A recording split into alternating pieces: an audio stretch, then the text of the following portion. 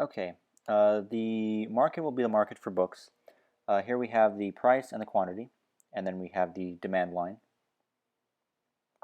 And our first scenario, which will decrease demand, is going to be competition from tablets and ebooks, which are more popular now than physical books. So the competition from these books will decrease the demand for physical books.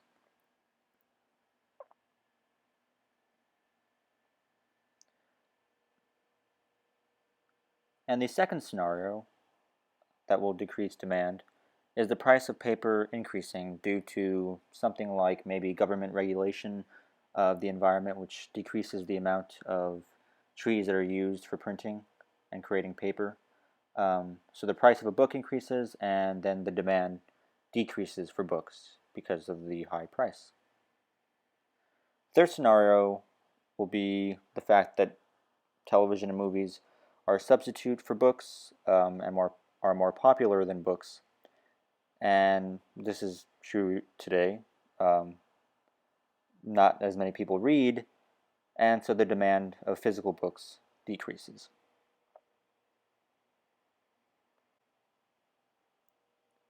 Now let's look at supply. Here we have a supply line. Something that would increase supply, the first scenario would be printing machines becoming more efficient. If for some reason technology were to make printing machines more efficient, more books would be able to be printed and the supply of books would increase.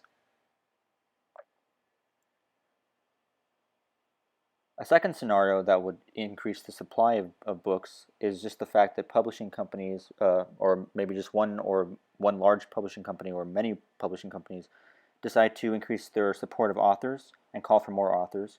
So you have more people writing books and more books being printed. So that's a larger supply of books. The third scenario would be maybe government programs in which the government promises to buy lots of books for public libraries from different book companies, and because of that, book companies create more books.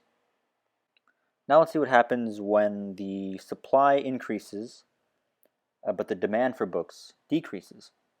So here you have the supply 1 and demand 1, and here we'll have supply increasing, maybe because of more efficient technology in printing. But then let's also have demand decreasing because of competition from ebooks and tablets. So with the demand decreasing and the supply increasing, you can see here that the price will um, lower significantly or not significantly, depending on how much books cost, but the price will lower.